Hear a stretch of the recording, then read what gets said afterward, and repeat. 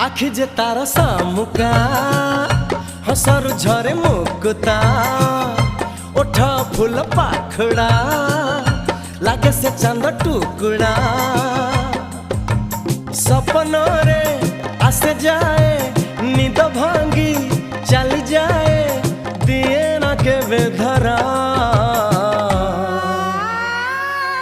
के बेछाई